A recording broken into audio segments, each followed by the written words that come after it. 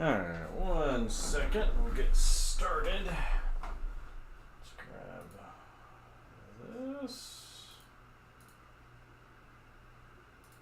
Delete. Okay. Share, copy. Activate. Auto find. Not working, of course. Okay.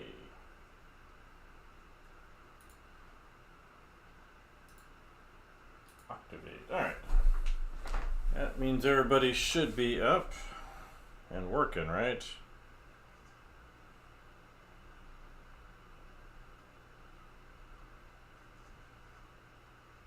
Alright, I think that's everybody.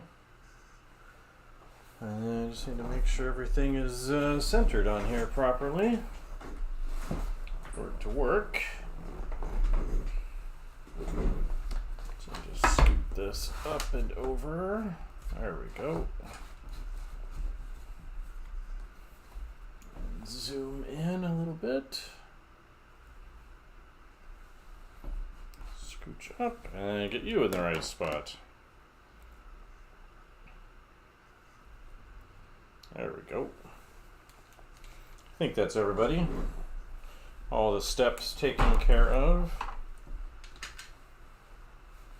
Got my trusty pencils activated. And doing some sketching tonight. I think I can brighten up that screen a little bit. Let's see.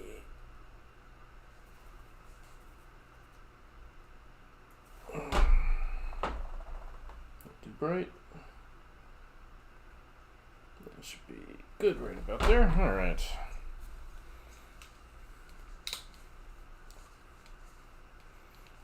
How's everybody doing this evening?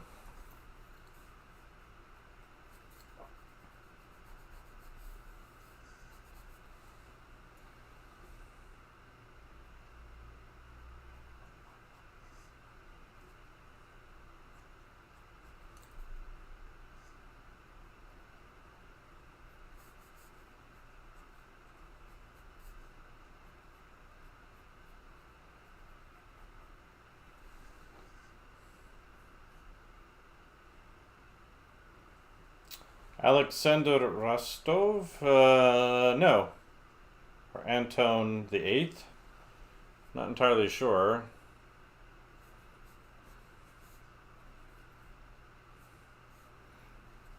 Why do you axe? Abby, go get your homework done.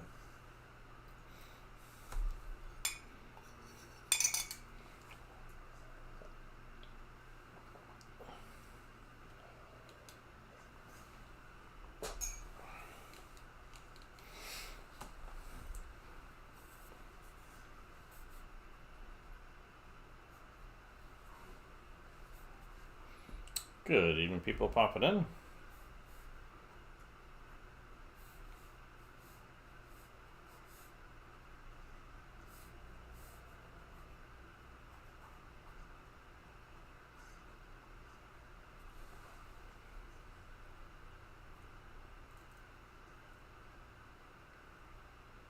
Oh, Ville, not 8, okay. Oh, Disco Elysium. I think that book's like, you can find that online, right? It was never published, but it's like on the archive site or something. I think a student of mine sent it to me. It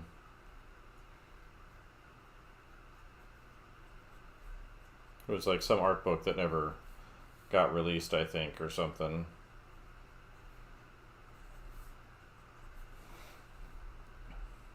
I think I downloaded it at some point. If that's the one you're thinking of. But I don't know those artists' names.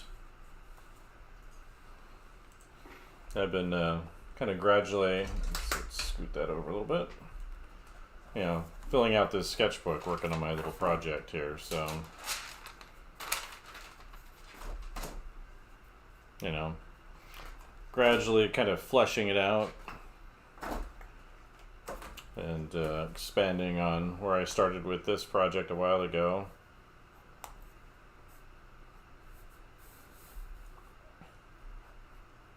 So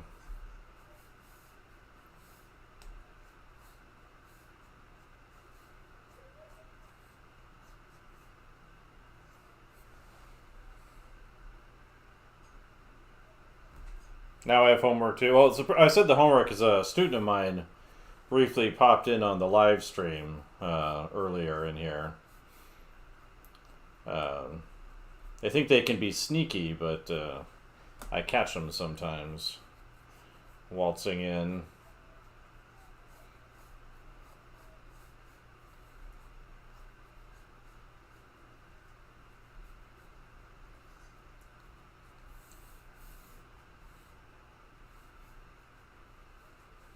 Well, that was the homework thing. Um, that's interesting. But it's a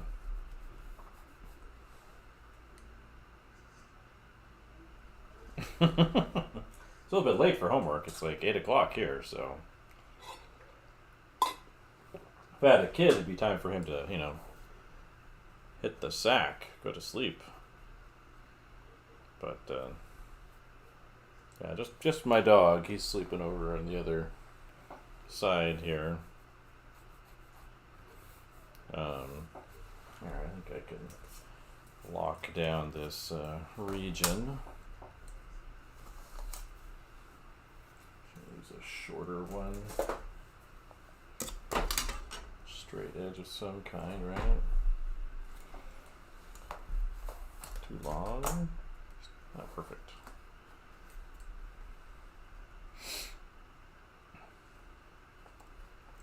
Yeah.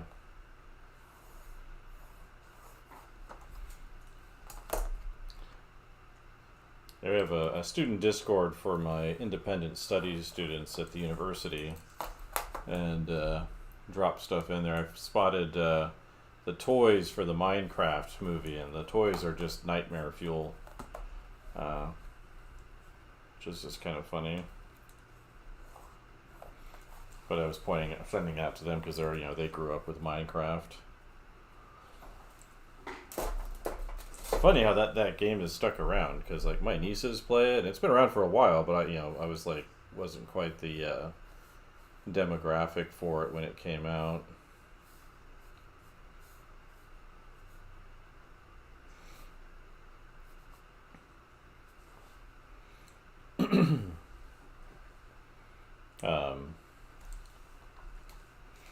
Yeah, I think I just need to get this project. I need to go through like a rewrite of my script and finalize a couple things. Then I can actually start doing a more thorough storyboard and jump in to actually start making it.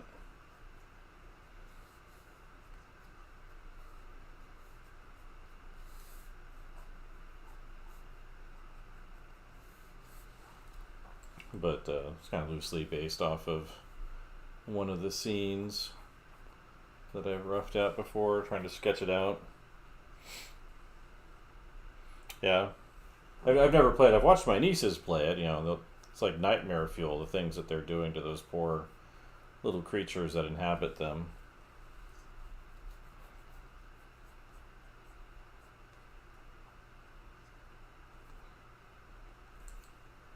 But pits of lava that they're all floating in, or drowning sheep in water or something like that.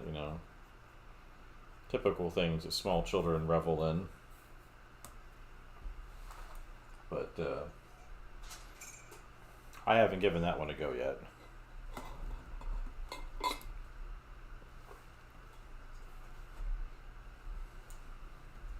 I think I could scoot this over just a skosh more. Be better. Yeah. Yeah. Yeah, I like I use a lot of things, so kind of one of the things I do as a teacher, educator, etc. is I try to stay on top of certain things. So I've used a bunch of different software for painting and drawing. So like on my computer, I'm familiar with Photoshop, Corel Painter, uh, Clip Studio Paint, and I recently picked up what's it called? What's the name of that one? Affinity Photo. Well, I picked up the whole Affinity group, and I haven't tried painting it yet. Though I heard it works fine. Similar to Photoshop. And then on the iPad, I of course use Procreate. Art Studio Pro was one I liked early on, so I've used that one for a long time. And then, but I've mostly been using an app called Infinite Painter lately, and I would definitely recommend that one. It's not very expensive. I think it's like $10 or something to unlock it. It has like a free version on the iPad, and then you can unlock that with the purchase. I think there's an Android version too, though I don't know how well that one keeps up with all of the developments. So if you're on an Android tablet, or I guess certain kinds of like Google computers. Well, at the university, students get access to the Adobe library for free. For them, the university, has special licensing discounts or whatever, however they work it, so they get the whole thing for free. I get it too, but Affinity Photo's not that expensive. Clip Studio Paint's not very expensive. There are free ones like Krita on your computer and GIMP. I just haven't used those very much. I've opened up GIMP a little bit. Yeah, so if you haven't tried, Infinite Painter's on Android, so it's worth giving it a go. I think, like I said, there's a free version. At least on the iPad, there's a free version. I'm not sure how it works on Android. But I've worked with that particular developer, the guy who makes it. I teach at a university. I also have my own little thing too, so the myartprofessor.com thing. There's not really any digital painting courses on there yet. It's mostly a lot of perspective stuff. At the moment, I want to get back to making stuff for that site, but I've been busy kind of updating a bunch of things on there that I've ignored for a while. But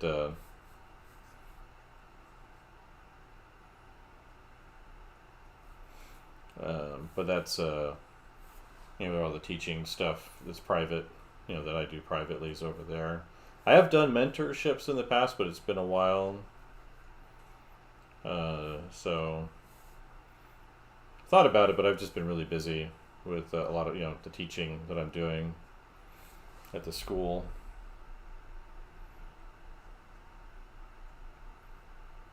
Oh yeah.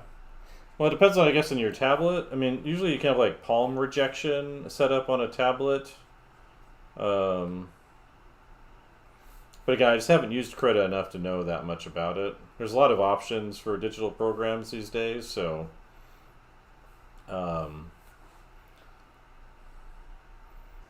custom brushes. I do have ones that I've made, ones that I've collected. So that's one of the differences. Like with Infinite Painters, you can't import Photoshop brushes into it, like you can with some of the other apps. But so you have to kind of make your own in it, or find people that have made them. But still like it, quite a bit. It's got some really handy like perspective drawing tools, and smudging works really well, and a bunch of other little things that it does that are unique. It snaps circles into accurate perspective when you have the grid on it working. So it does a lot of kind of unique things. Actually, if you go on YouTube, you can find a demo I did using that app at Lightbox on when they were online one year. So they people that make that app, they hired me to demo for them.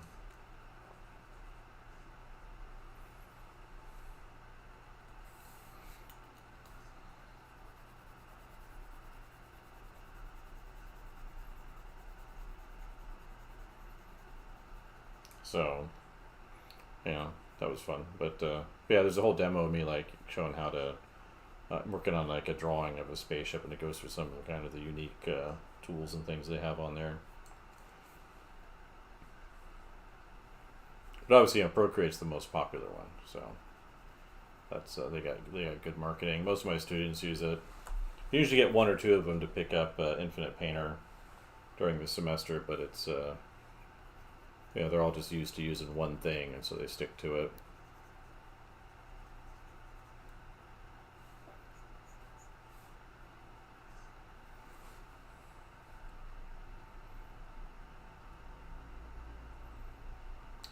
Yeah, I do studies all the time. If you look at my morning study practice stuff, like recently I was looking at Leyendecker, J.C. Leyendecker, and he's great.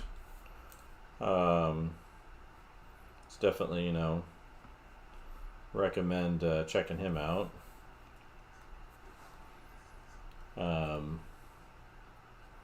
But anything. What I usually say is, it's a good idea just to start with things that you like, and see what you can learn from those things, because you'll have an easier time learning from the things that you personally appreciate over the things that you don't.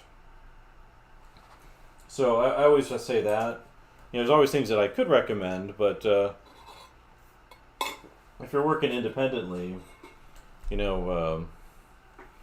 having something that you really appreciate, that you're really into or interested in, whether it's a contemporary artist or a dead one like Leyendecker, just kind of picking those things that you like and studying those will get you pretty far.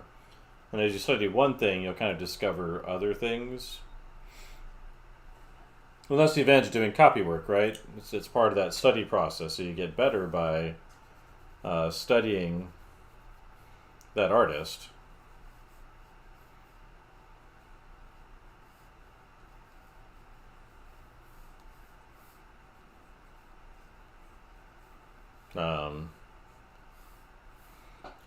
So like I've done copies in museums. So I've got a couple of Rembrandts, a Peter de Hoogh, a Manet, which I'm not as excited about. I didn't like Manet very much and didn't like him after the study. And then, what else do I have down there? Rubens. So, and a Velázquez. Never forget the Velázquez. So part of my graduate school, we had a class where we went down to the Metropolitan Museum of Art in New York, and we stood in front of paintings and painted them in the museum. Which was great. I learned a lot. Like my first one wasn't that great. My first Rembrandt one was kind of a mess. But my second one came off much, much better. And then I did the De Hoogh.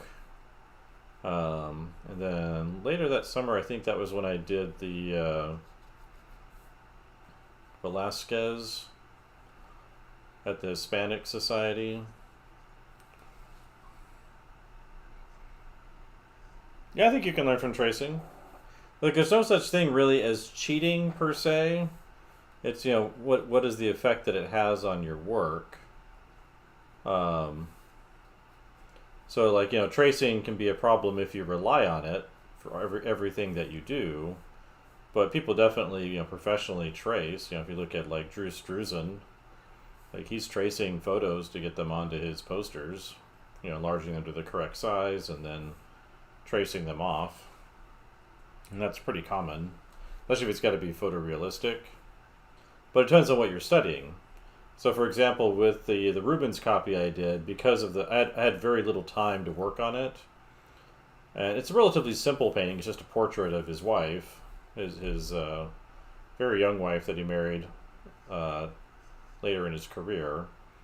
It's just a portrait of her, but what I did before I went to the museum was I traced off the painting onto it because I knew which one I was doing, and that way just kind of saved me a couple days of getting ready. So cause I was mostly there just to look at the painting technique, and not so much his drawing. And so copied that. I just traced it off to get it on there quick. All the other ones I did, I freehanded all of the other ones, but that one I did trace because I didn't have that much time, and so to kind of save myself a little time, it helped. And tracing also can be helpful because if you try to emulate how they move, you're not worried about the accuracy of your drawing. You're just trying to figure out how that person move their hand and use their tool. How did they paint, and trying to get that feeling in. And so just by tracing it, you can make that a little bit easier to do by tracing it off.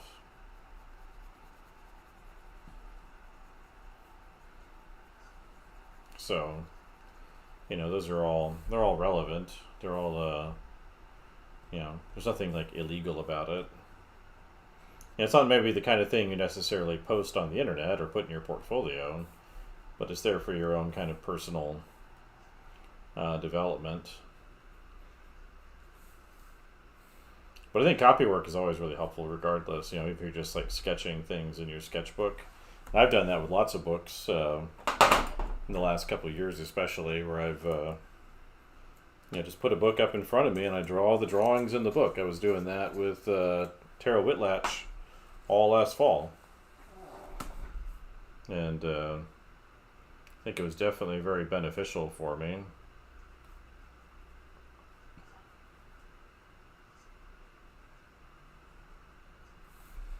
So, definitely not an illegal thing to do. It helps you kind of pay attention to what they're doing as well.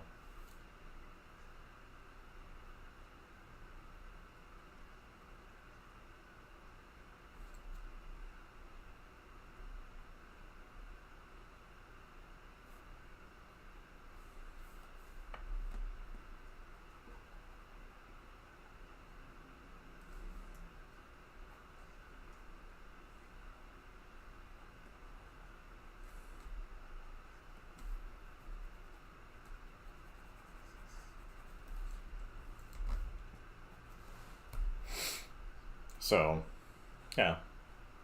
High level recommend.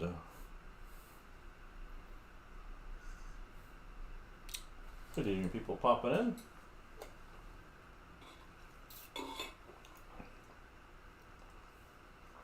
Still have a little inflammation from my cold over the weekend. I paused on the streaming a little bit just because I got sick over... I've been streaming mostly in the morning with the morning studies, but I kind of felt a groove coming in here while working on some of these sketches, so I thought I'd come in with this. But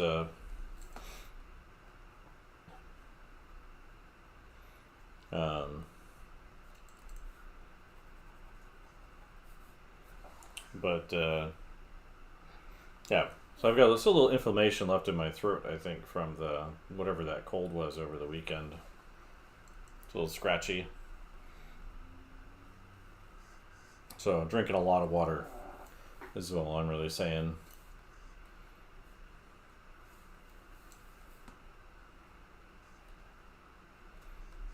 Nothing too dramatic, just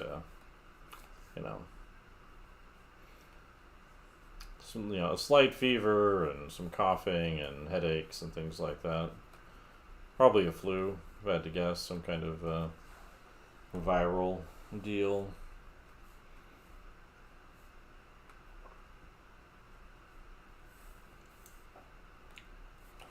But kind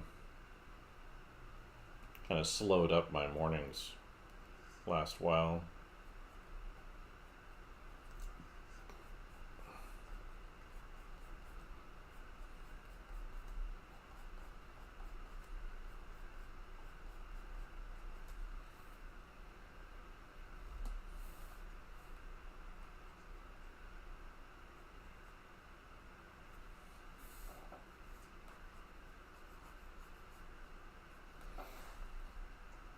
But I have a good time, working on the sketchbook, even when I haven't been on. So that's good, right?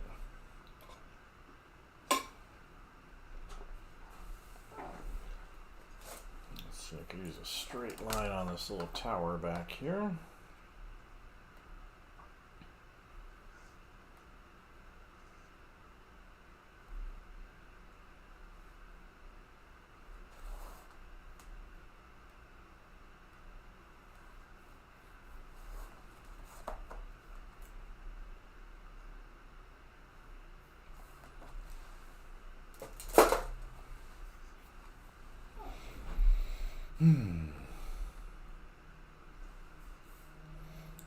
Yeah, so, yeah, let's see, scoot that back over a little bit.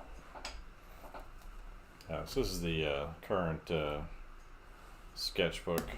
Let's see, let's back that out a little bit.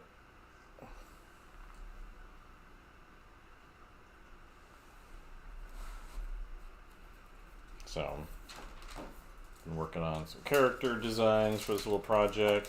So, yeah, I took a thumbnail from under here and then sketched over some costume ideas. Little compositional sketch down here. Some ships. A bramble tower, thinking about how the city will look. And just some expressions, and then this is from this evening so far. So, yeah, I should post some of this stuff though. It seems like a little more difficult to post these days because of all the AI nonsense. And so I always feel like I have to take it from here, go onto my computer and process it through Glaze at Nightshade before I post it up here.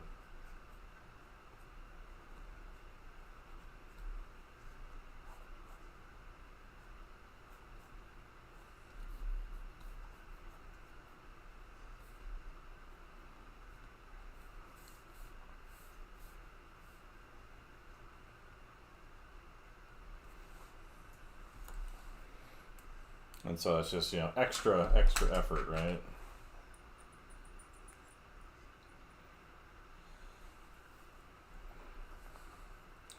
But, nobody likes extra effort. Not even me. I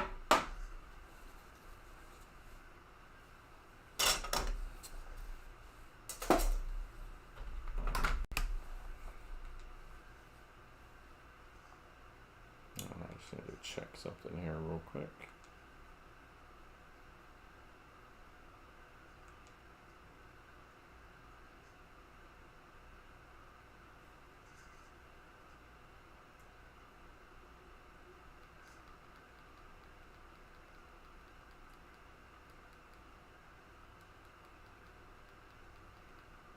I guess we'll just stick with what we got.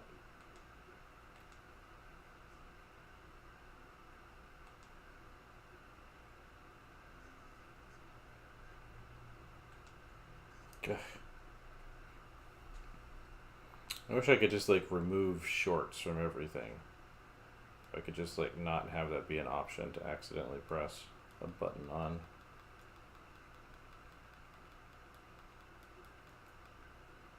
I guess we'll just stick with what we've been listening to. It's been pretty good anyway.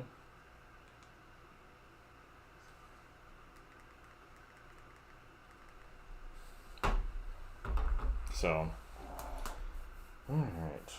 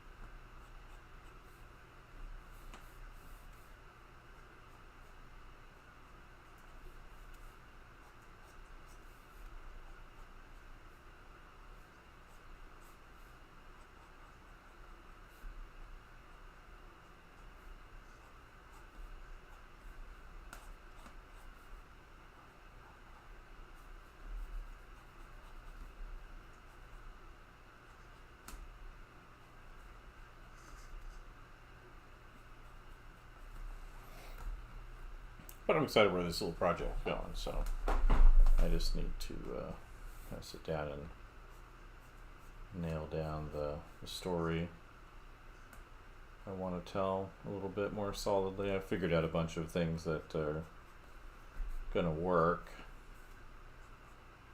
for what I want to do in this little bramble project. Yeah, but I do wish the little bit of inflammation left would go away in my throat.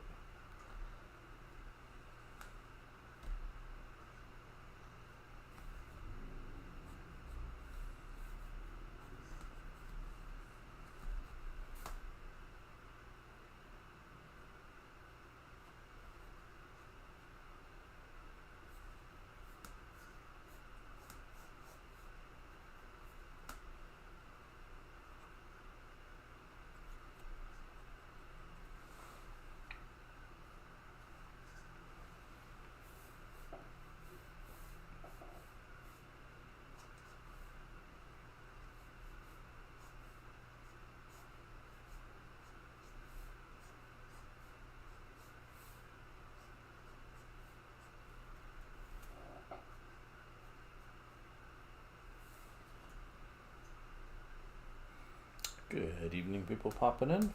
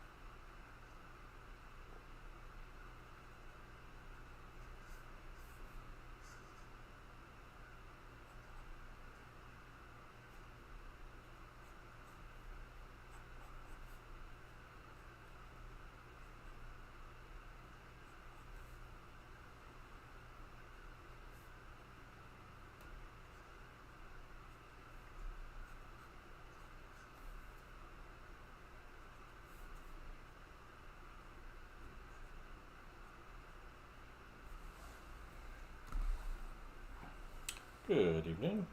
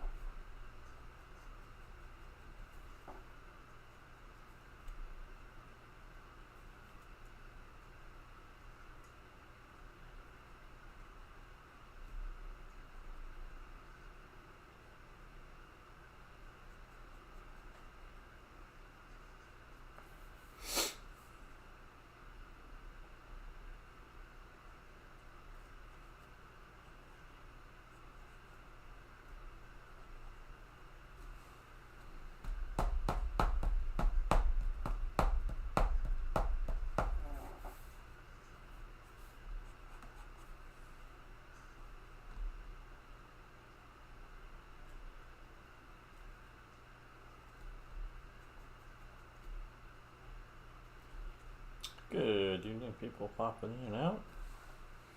Usually let me know if there's any questions or comments. You know, I'm open to chit-chatting. Just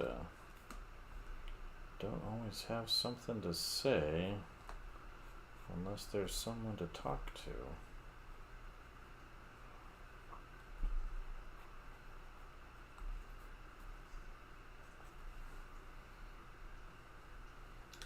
Right.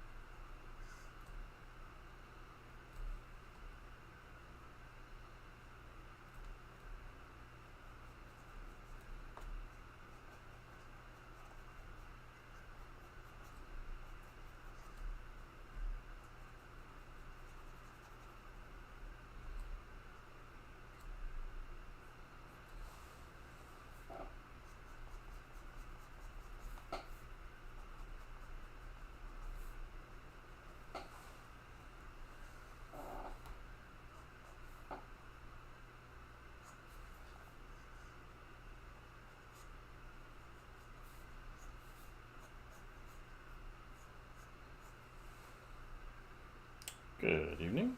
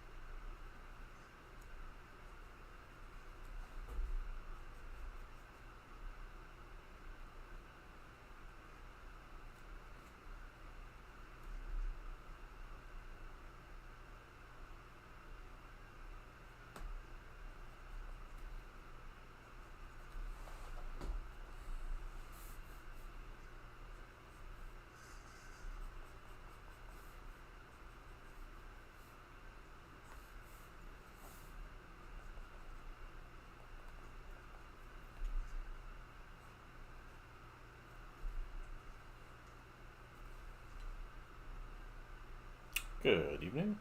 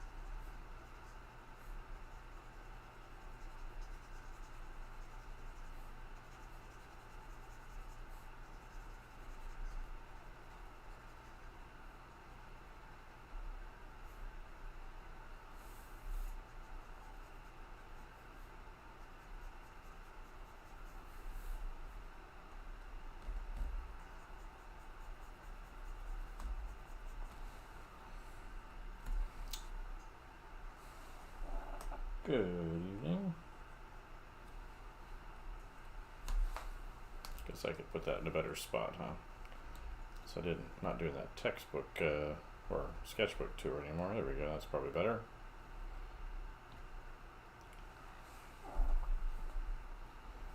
For the Instagram side, anyway.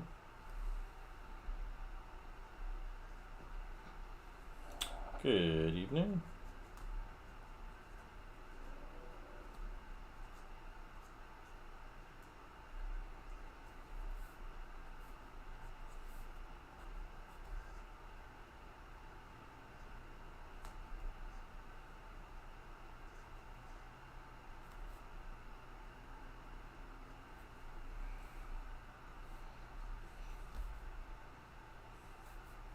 How's it going?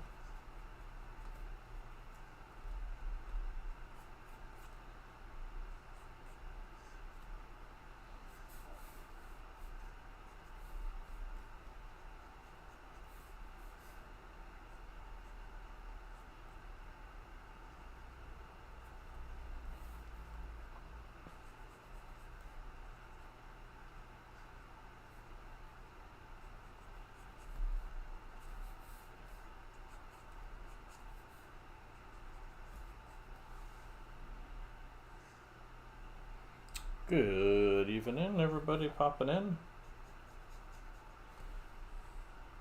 Oh, I appreciate that. Hopefully art is happening everywhere, right?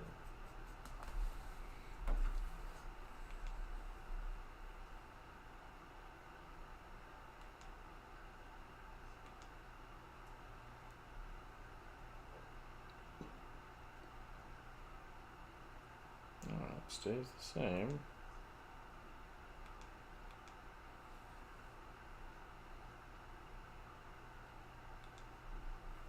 I was feeling better though, so I thought I'd come on this evening. I got sick last week, so it kind of disrupted my regular streaming. Yeah, it seems like a pretty good place for art, you know, in spite of all the AI nonsense going on out there. I think it's probably the better place for artists to be at the moment. I know a lot of people kind of migrated over to the Blue Sky thing. I have an account over there too, but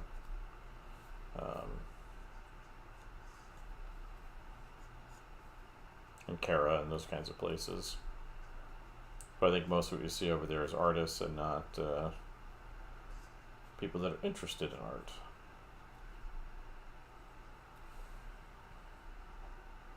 You're not mad at the AI? I'm just annoyed that people think it does more than it actually does. That they think it holds the promise of solving all of their problems when in fact it's just a autocomplete machine.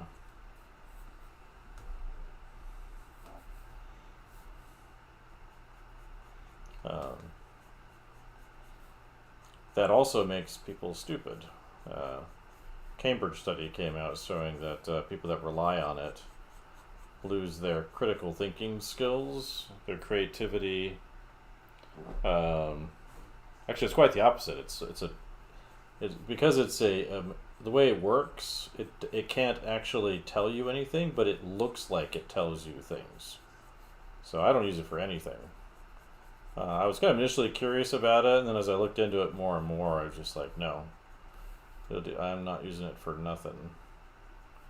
Yeah, it was a Cambridge study that came out recently, commissioned by Microsoft actually, and which is interesting because they got their Copilot thing. But basically, the study showed that people that rely on the LLMs to do their work and kind of editing and thinking and inspiration for them, they lose the ability to do critical analysis because they don't realize the mistakes it's causing. Which is funny because we saw this actually kind of happening live during the Super Bowl. So there's a number of companies that were running AI-based ads in the Super Bowl, and like Gemini, the Google one, had like significant errors in it, just like in the ad itself. and they are people that put it together were completely unaware of it, because that's the effect that these so-called tools have, is they make you anti-thoughtful. But even if like with animation, what it's going to do is, because you don't craft the animation yourself, or even if it's, say for tweening or something like that, then it'll make you less conscious of the effects that it's having in between, and you won't actually have it under proper control, because that's just how our brains work. You can't escape that.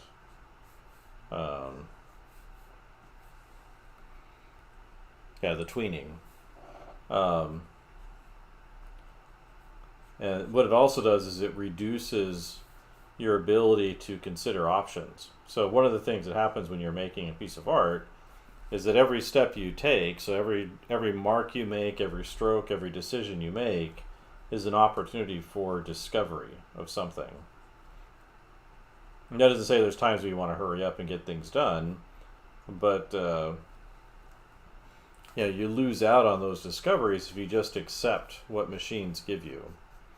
And so a lot of people think that they're capable of getting from these systems what they want from them.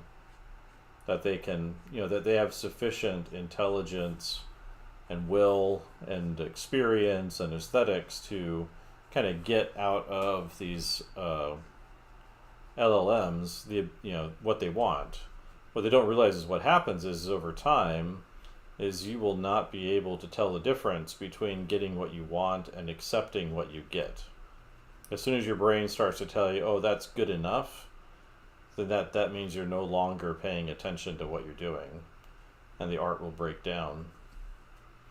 The other thing we're kind of seeing, though, in addition to those kinds of effects, is they're kind of reaching the limit of what it can do at the moment.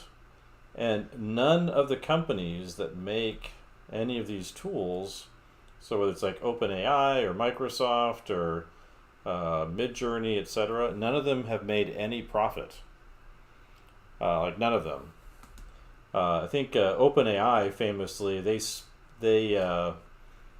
spent, they made $9.5 billion last year to lose $5.5 billion, or 4.5, whatever the number was. So right now, all of these programs are relying on significant investor capital, and they're not getting the paid user base they need for the systems to actually be profitable.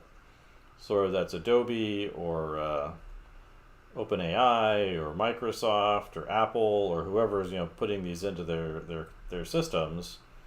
They're not generating the kind of profit that everyone seemed to be promising them, and so they're spending way more money than they're bringing in, because most people aren't willing to pay for any of this stuff. So if for most people, it's like it makes memes or maybe writes an email for them. Like I know someone in my department, and I work in the communication arts, and he told me that he has ChatGPT rewrite his emails to make sure they're not offensive or something like that. And I'm like, well, it seems like you should be able to write an email and not offend anybody pretty easily.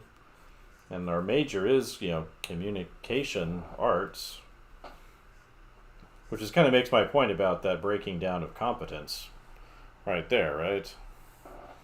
So again, it's a big thing. It's like none of these companies are making any profits. The only one that's making profit is the company making the shovels. So that's like true in any kind of gold rush, is the company making the shovels in the gold rush is the one that makes money.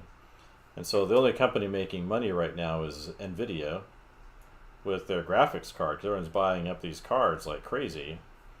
It's one of the reasons they're so expensive. So if you want like a 4090, it's like a couple, it's a few $1,000s or a couple $1,000s. I haven't checked recently. So I know they're coming out with the 5090s, but those have like been having significant problems where they're burning up inside the computers, which is a problem. And then anyway, also recently, so a week or so after that article or that study from Microsoft came out, they also announced quietly that, well, they quietly been going through and canceling a lot of their leases for building out data centers and power supplies, and kind of pulling back on the AI stuff. And then over last weekend, one of their main CEOs, or maybe the CEO, he said something about how they haven't really seen any profit or profitable outcome from AI investment. So the billions and billions of dollars that they've thrown at it have basically been a waste, because it doesn't really do that much for people.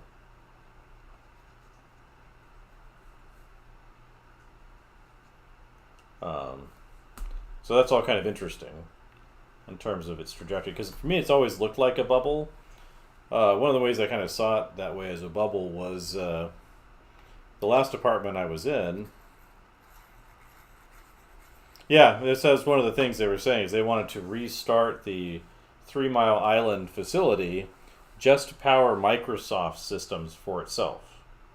That was last fall, which is just kind of ridiculous, right? I mean, I don't mind nuclear power per se. I think it's one of the cleaner forms of energy that we can work with, and it's pretty safe. As long as you're careful with it. But they wanted that one just for themselves, like exclusive access, and which is just kind of insane for what the technology actually does. Like it helps you write marginally better emails, right, or speed up your illustration process a little bit, maybe. Because part of the problem you run into with these illustration is it's hard to control your outputs. You can't really edit it very well. In terms of using prompts to edit. So, it's like, is that marginal improvement in your speed and your ability in your output worth that kind of investment? And it's like, I don't know. And then if it destroys your competence and your critical thinking and your creativity, then really, what's it really good for? Yeah, I've seen people use it over their own drawings, but the problem is it's also referencing everybody else's work. So if I could take this drawing, throw it into an LLM, and it would texture all this stuff for me, right? But the thing is, it's pulling all of that from other people's work. It's not just coming from me. It's coming from the millions of bits of data that it's been fed on. And again, that's one of the other problems you kind of run into with it is. It was last, I think about a little over a year ago. They're no longer around, but the Stanford Internet Observatory, and I have my kind of disagreements with them. I actually knew their chief research officer there. She married a roommate of mine, but they discovered within the data set that it's been trained on millions and millions of images of child abuse. One of the main kind of open AI data sets. They've claimed that they've since removed that from the data set, but it's already been trained on it. And people, since it was OpenAI's training set, it was open to the public to a certain degree. It was interesting because we had a debate at the school about these questions, and when I brought this up, the person running the debate, he got really upset with me because I didn't know the exact number and percentage of that training set that was fueled on that. And it's not just the child stuff; it's all kinds of personal violence images, because it's just pulling stuff off the internet. It's not someone isn't sitting down and making a select list; it's just grabbing everything. It's not discriminating. It's just pulling in everything. So everybody's own personal data, in addition to things like that. But the CP stuff is how do you want some kid's hand or face showing up in your thing? That's where that's coming from.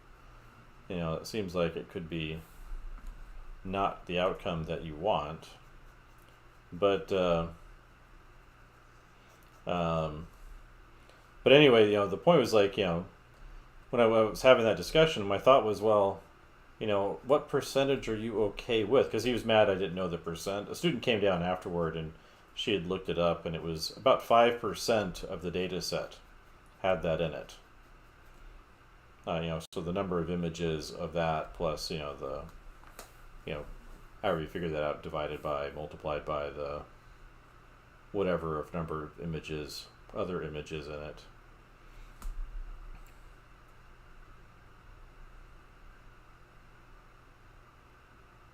But again, it trains. It's the data sets are trained on everything.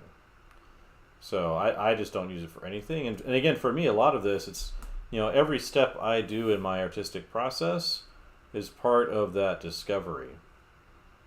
And so by handing it off to these other systems, especially ones that are wrong a lot, I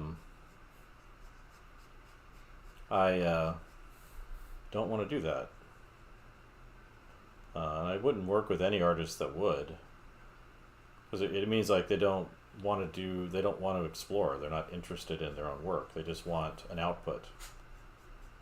And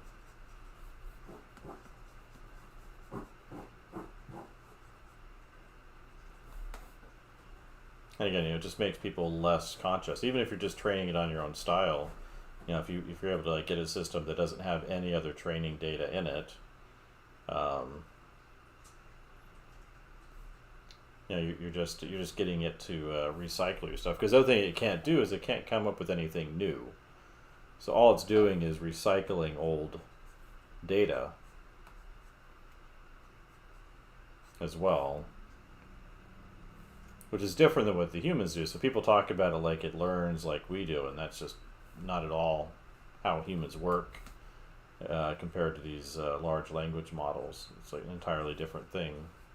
It's like you can take a few bits of reference and generate something very new on your own, where an LLM relies on tens of thousands of data sets just for a single image.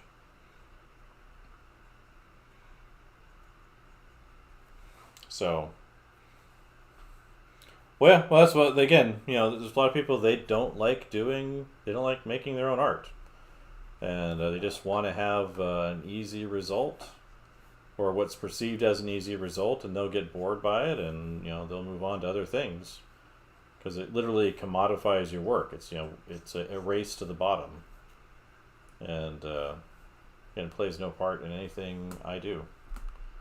I found enough kind of reasons of harm that it would do to my creativity, my abilities, my thinking, my independence, that I want no part of it at all. And I haven't heard any arguments to the other that would show me otherwise. Because I've been paying attention to it for the last 10 years, and every time I'd see something new, I'd look at it and be like, that's interesting. It's a neat toy, but it's nothing I want to have anything to do with. And other people are welcome to break their own feet and cut their own Achilles heels on it if they want to, but I won't do that. Unless I learned something very significant or compelling about it, everything I've seen is just a waste. But most artists I've met, they do feel like they're entitled to take from others without compensation, without acknowledgement, and they just don't care. So,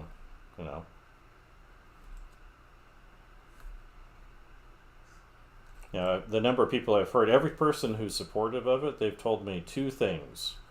One, they say it's more efficient than they are, which I don't understand what that means, because design isn't reliant on efficiency; it's reliant on effectiveness. And so for me, that just represents a significant misunderstanding of what art, design, etc. are for. The other thing they'll say is it's more creative than they are. And the number of people that have told me this, that there are people long time careers, say in Hollywood, like I know some people that I work with that have had big significant careers, and they've told me both of those things in discussions about it, that it's more creative than they are,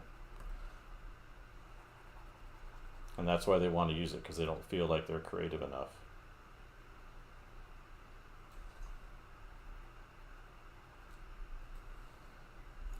So, and that's the bulk of what everybody says to me. The other thing that people tell me is they're going to be curators of it, which I find ridiculous as well. They're going to be kind of the art directors or the creative directors. That was the last department I was in at Ringling. That was their attitude, was like, we're going to be the creative directors. I'm like, you don't understand. Like, curatorial algorithms have existed for like 30 years. I was a subscriber to Music Match when I was in college in the early 2000s. Curatorial algorithms. And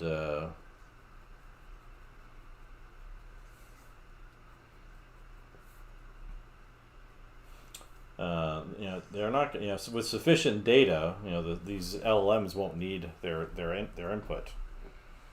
Well, it's not really a tool. It's more like a crutch that breaks your leg in the morning when you get up.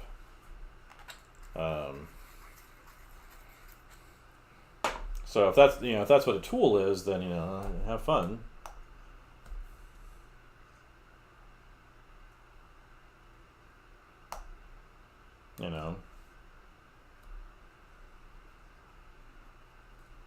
So I don't count that kind of. It's like a toxin. It's not a tool, because it undermines your abilities while convincing you you're succeeding. Well, again, like I said, you won't know when you're at that point between getting what you want and accepting what you get. So that's just human nature. Like I said, my colleagues too, they believe that they are smart enough and capable enough and experienced enough and have all of these attributes for very significant careers in different fields, that they can overcome human nature. And I don't believe that's true of anybody anywhere at any time, because of the way these things work.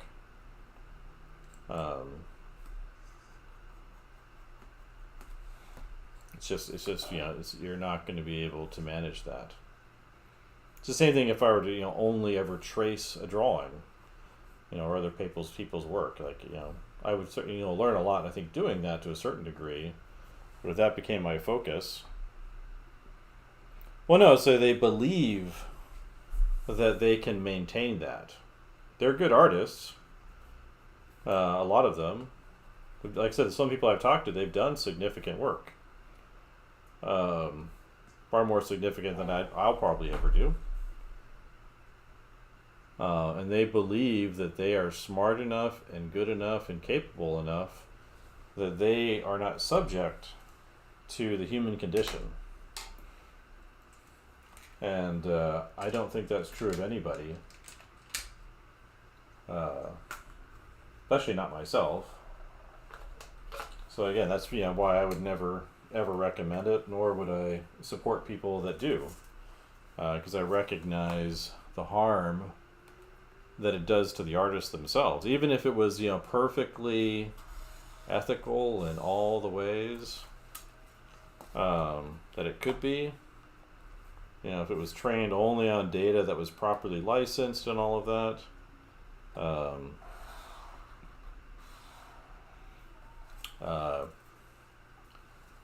all that stuff, I still see this significant harm. And it's been, like I said, there's a Cambridge study that just came out. It's the first of its kind. There'll be more.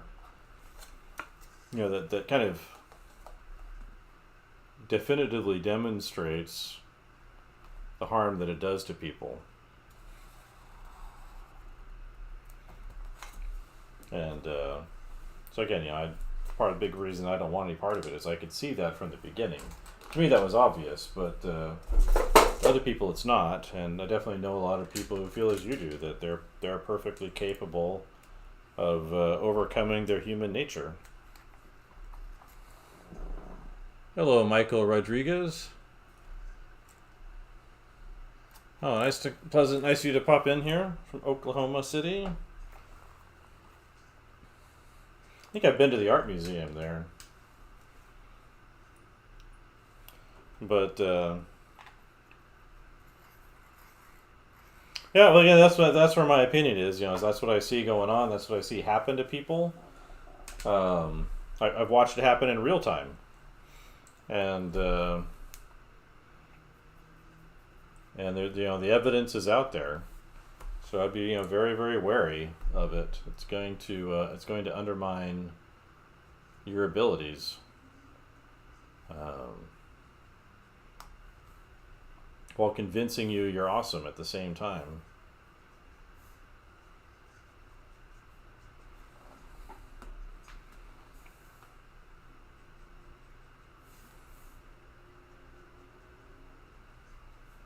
So, it's the nature of the beast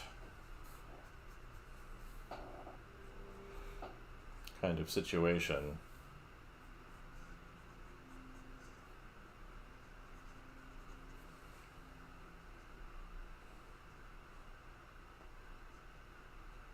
You're going Blender. Blender's fun, Saw what that Gintz fellow did with that Flow movie, right?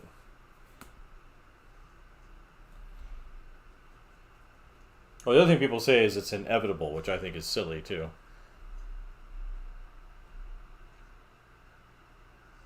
Dark Phantom Cat thumbnail sketch, huh?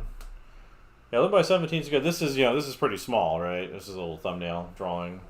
Just working in my sketchbook tonight. Yeah, everyone's excited about that Gintz fellow, the Latvian. Lobby. Runājat Akreviski.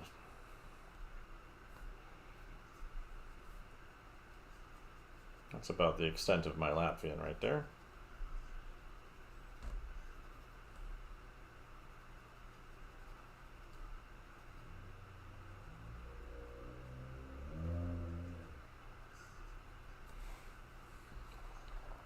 Oh, I appreciate that. Over there on Kick. You have your sketchbook?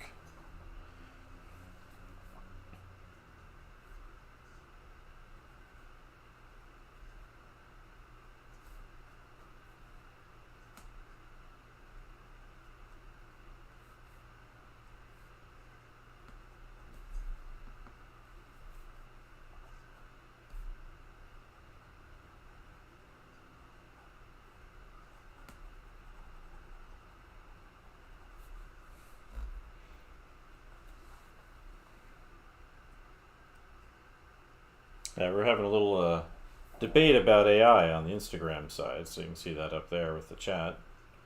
Or discussion, I guess.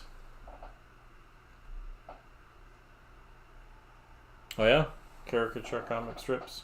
I'm thinking about doing a comic. I've never really done one before. I did like a few pages this last summer as a test thing with I used the script of Blade Runner to do a little test run just to see what it'd be like. I didn't like the paper I was inking on, so that kind of threw me off a little bit. But I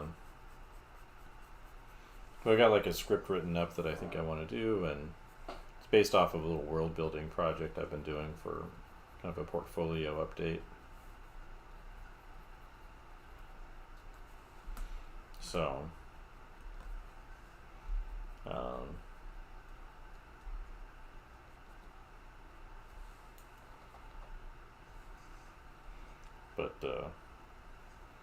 yeah, what time's it? 9:17, huh?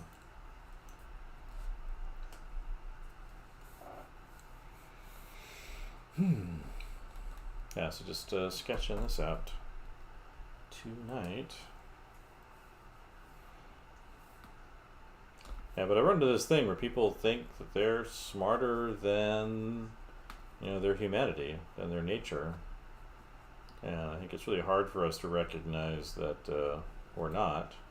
None of us are.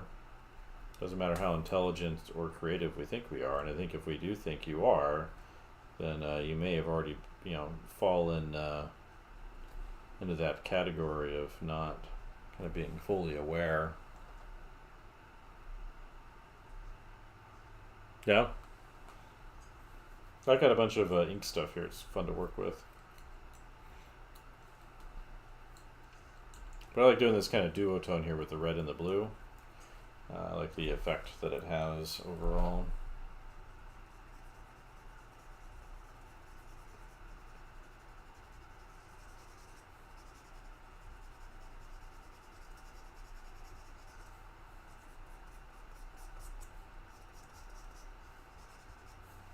So, it's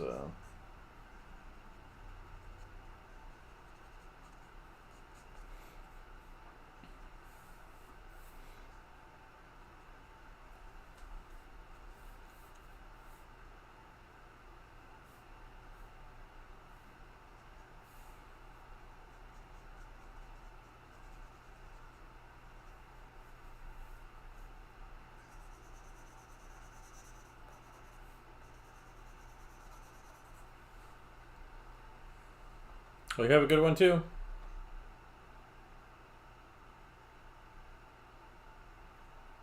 Oh yeah, I'll have to keep an eye out for it.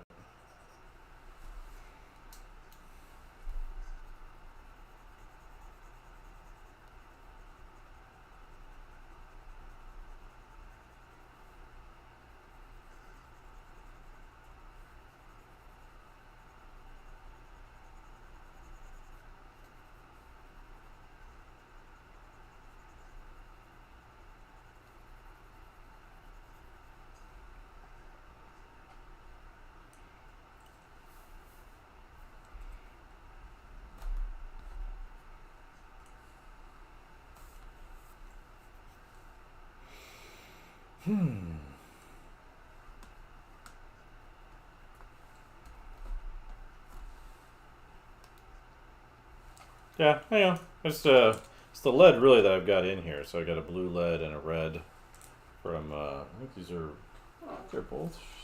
Where's the red one? Is the red one State? No, the red one's somebody else, I think. I think it's Uniball. It's a good thing I ordered two of these, but yeah, so that's the red one. And then the blue one is Statler brand, but I tried to pick the right colors for them.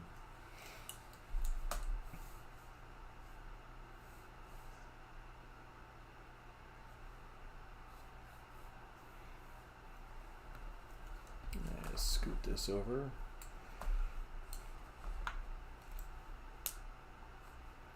I draw a couple little faces on here.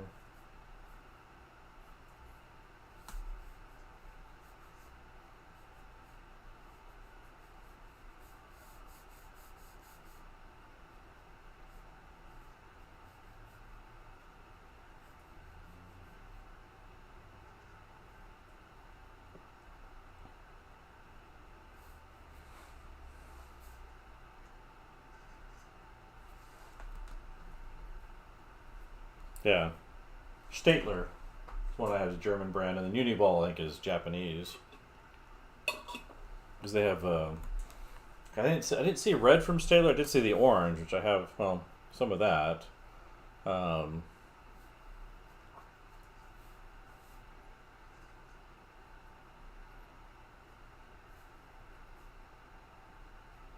yeah, I really like kind of this red-blue combination on the white paper.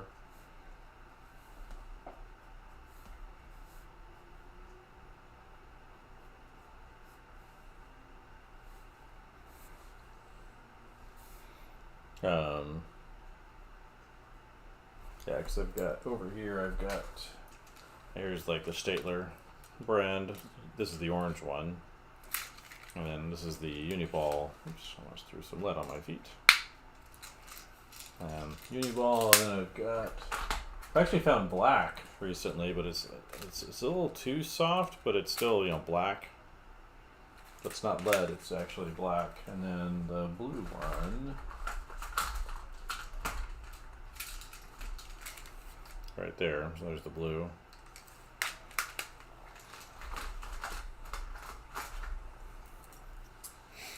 Um,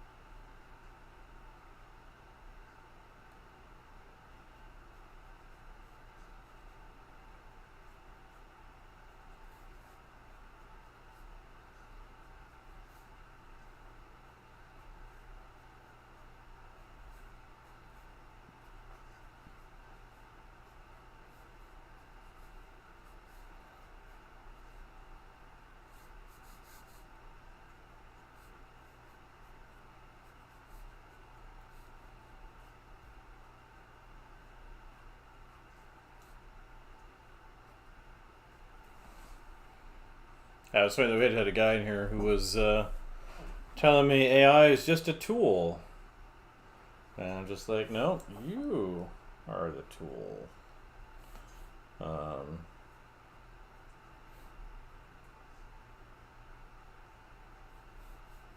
I always find those discussions really strange. So you explain all the things that it does to actually harm their ability, their cognitive ability to be creative. I was working on this one. So it's from my little bramble project. I'm probably going to stay on another like 10 or 15 minutes, so I thought I would just do a little head here over on the side. But I'm working in this sketchbook, so if I pull back here, let's see if the camera, come on camera, I'm pinching, there we go. So this is the sketchbook I'm working out of, right here. I think I finally figured out what this guy's going to be like, for sure. Almost good with her, who's this character I'm sketching in there.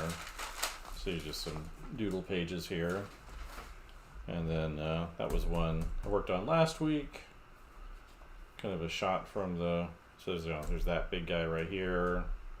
This is the kid, and this is the guide. And that's some of the effects of her psychosis. And this is an artifact over here on the left, on the right over here. And then this is from the last couple of days, so working on, think that is a totem, and these are some ships. I'm trying to think of some good kind of airships to work off of. And then I was thinking about the city. These are from the last couple of the first and the second on there. Did a little on this today too. And then here's this evening. So that's kind of what this is my little bramble project. That's the name of the stream. And the idea here is I have this little story about humans have settled on this planet. My working title is Bramble. I'll probably come up with something else, but that's kind of my working title at the moment. And but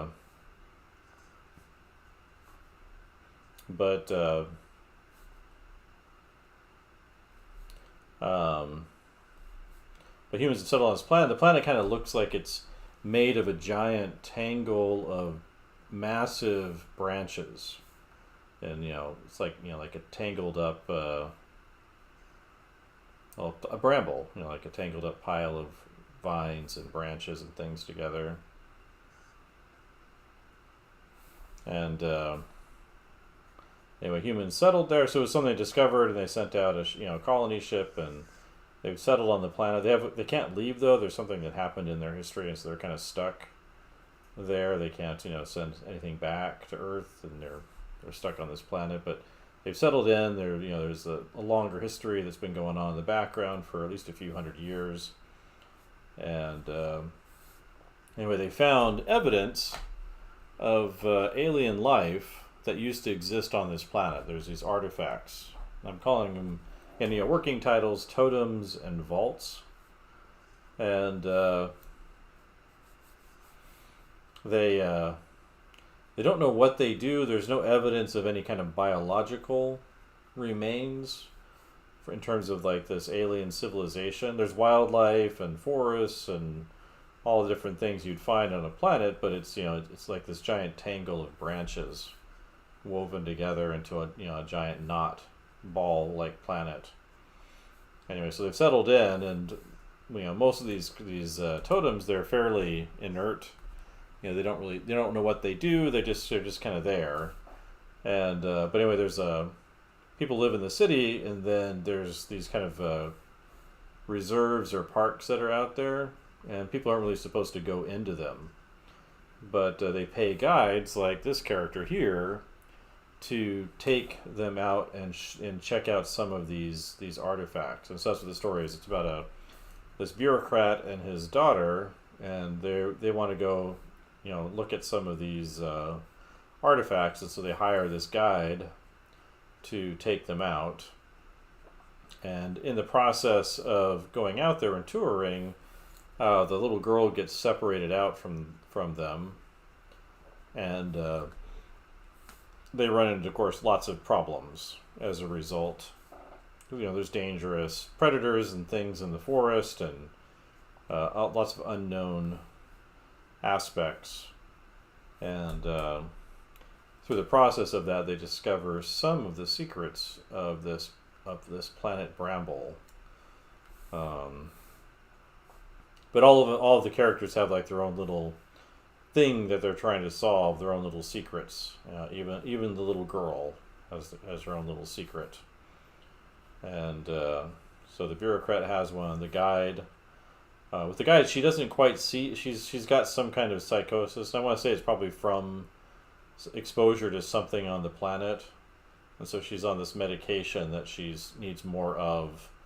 And so she's kind of got a time limit where she can stay on this little guide trip because she's running out. And so she's using this to kind of pay for that. And so that's what the scary stuff is there. She just starts to see kind of images of death everywhere, woven into things. And, she kind of runs out of her supply. So there's like a time limit, there's a problem they run into. That's, in addition to the predators and all that. And learn a bunch of things about them and the situation that humanity finds itself in. So I've written up a treatment for it. I'm just kind of trying to finalize some of the character designs, a few other things, and then maybe start jumping into actually, thoroughly storyboarding it out. I've got a rough storyboard and a script that I've built into mine kind of grew out of me doing the concept project itself. So I came up with the idea for the planet. I did this very kind of early on sketch, which I think you can find in my Instagram posts. It kind of looks like a giant tree in space, and that was a good starting point, but that's not what it'll look like. But it'll have some of the similar elements to it. I kind of figured out why it is the way it is. So it's just kind of this thought of this kind of strange planetary discovery out there in space. But I've since kind of come up with a relatively, probably not absolutely, but a relatively kind of scientific reason for why it is the way it is, which also kind of lends itself to a lot of the story that I've been thinking of as well. So,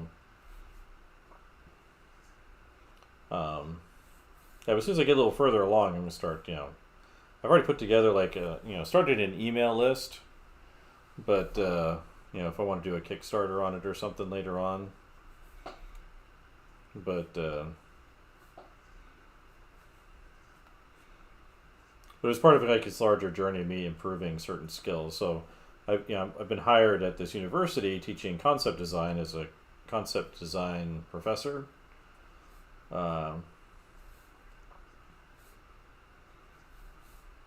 And so one of the things I wanted to improve that I hadn't focused on as much is character design. So kind of having a story and some characters to play off of is really helpful. So I've been working on developing my skills for drawing faces and expressions and things out of my imagination pretty significantly over the last year and the last year and a half really, and I've gotten a lot better. So I think I'm about ready to the point where I can more confidently jump into this project. But I storyboarded the whole thing out last summer, and so I just need to kind of go through and update things. There's a few pieces I need to solidify. One is like the ship that she came in on, which is some of those sketches were for that. The character designs, and then just kind of make some final decisions on locations. And then it'll be kind of ready to jump into. 9:30, huh? Lights just turned off. Must be 9:30. But yeah, but I'm excited for it. I think it has some potential. I think for interesting stories. Yeah, so I think the final product would be a comic. Again, this grew out of like a portfolio project, so just working on some concept art stuff as a portfolio. But as I was working on it, I kept having like these story ideas. There's a larger story I think I want to do, but this just be kind of the opening intro to the world and to this particular character and some of the other ones. And it's, I wanted to pick something that was relatively limited. So, like the locations, are kind of what these are.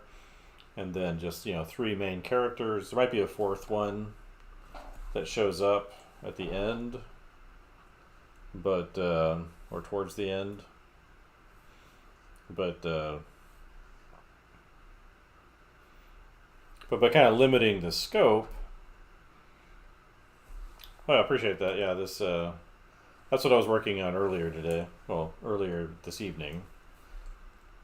But yeah, but kind of limiting the scope of the story and the number of characters, I think it'd be a good kind of starting project for me to do.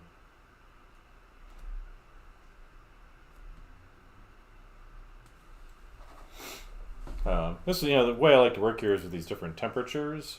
So, between the blue and the red, it allows me to kind of manipulate the warms and the cools in a very kind of literal way, which I like to do.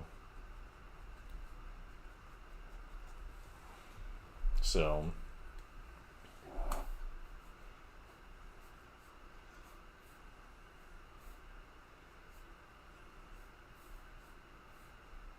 yeah, so the bureaucrat kind of decided he's going to have like this long head, but he's overweight. And that'll kind of give him, I think, a very distinctive look. And bald.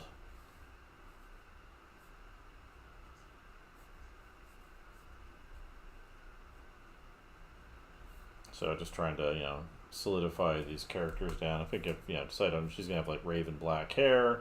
Try some other hair colors and ever get this kind of mullet haircut. Hello, Dr. Adler.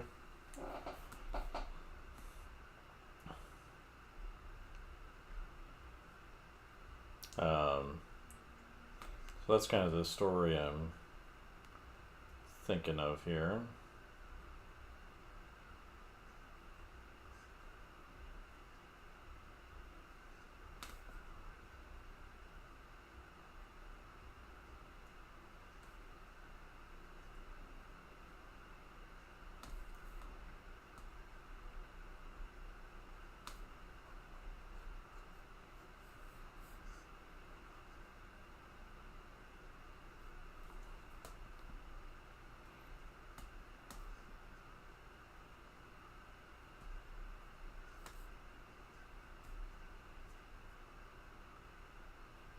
Yeah, there's the chin, there's the neck.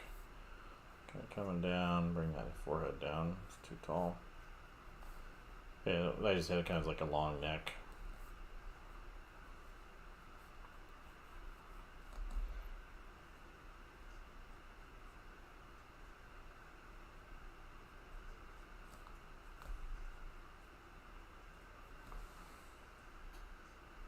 Yeah, I've done a lot of different things. I got my watercolors down over there.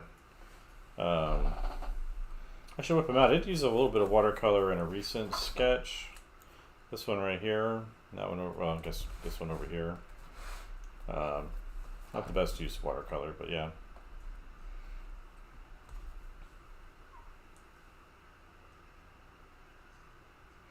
Um,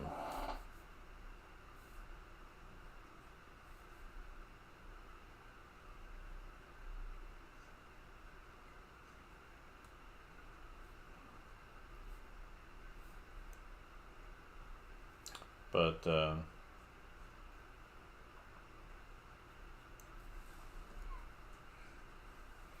yeah, I like to play around with that some more too. I like doing gouache and watercolor and oil and the whole kind of gamut of things. So, it can make things a little bit challenging when I'm trying to figure out what I'm doing. I used to do environments. I used to do a lot of vehicles and creatures and things. Like if you were to scroll back on my timeline, I'm sure you'd see a lot of that.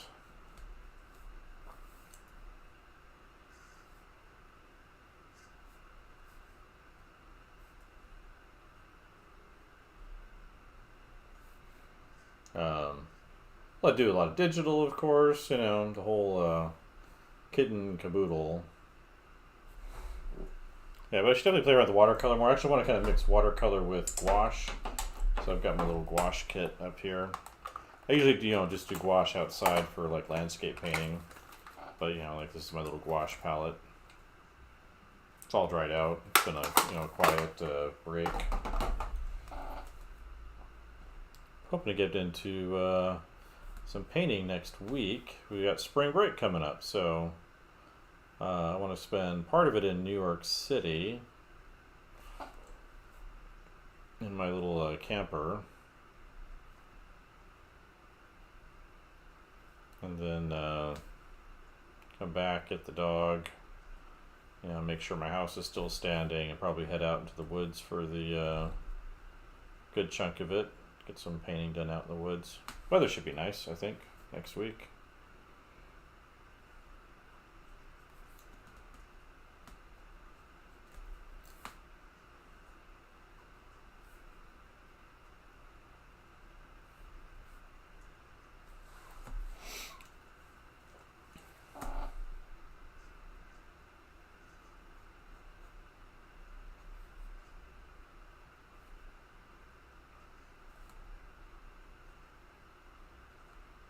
Yeah, I think I'm going to finish this little face up here and then call it an evening. Get my dog his evening broccoli, which he's always very excited about. And get prepped for tomorrow.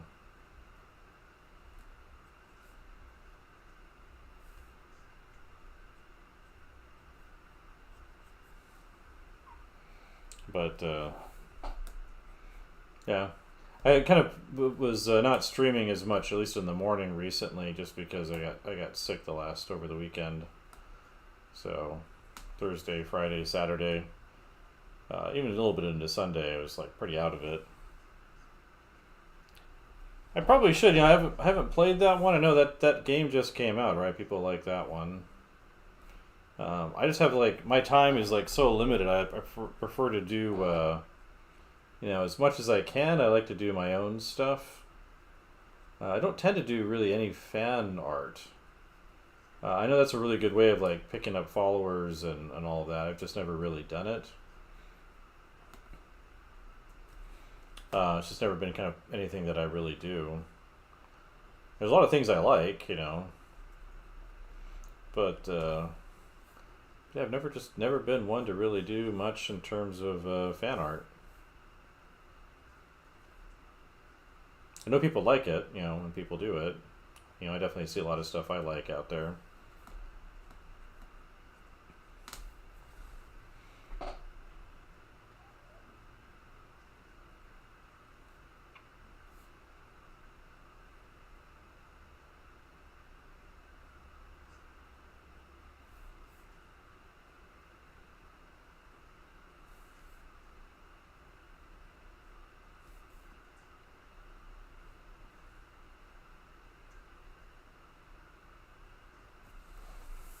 Um, it looks like they do cool stuff though in that. You know, like lots of cool characters and creatures and all that. Yeah. So you know, I've just never bothered with too much. You know, with fan art really since I was a kid. You know, maybe I drew a lot of like Ninja Turtles and X-Men and stuff when I was a teenager. You know, Spawn and that kind of stuff. Actually, what's really cool is lately one of the guys who did a lot of concept art for The Fifth Element, he's been posting a bunch of his work over on Twitter. I forget his name, but it's not like the best. You know, what I think of like high end is, you know, it's not nothing. It's not Sid Mead or anything, but for me, it's just cool to see, just because I remember really liking that movie a lot. It had like a certain kind of rhythm to it that I really liked. You know, just kind of moved.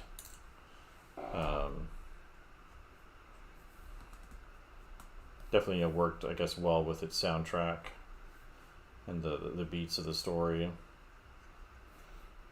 I just remember watching it a whole bunch of times in the theater when it came out. You know, going to the Dollar Theater to watch it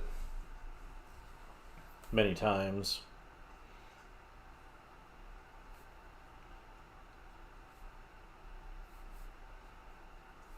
It was I think a Luc Besson movie.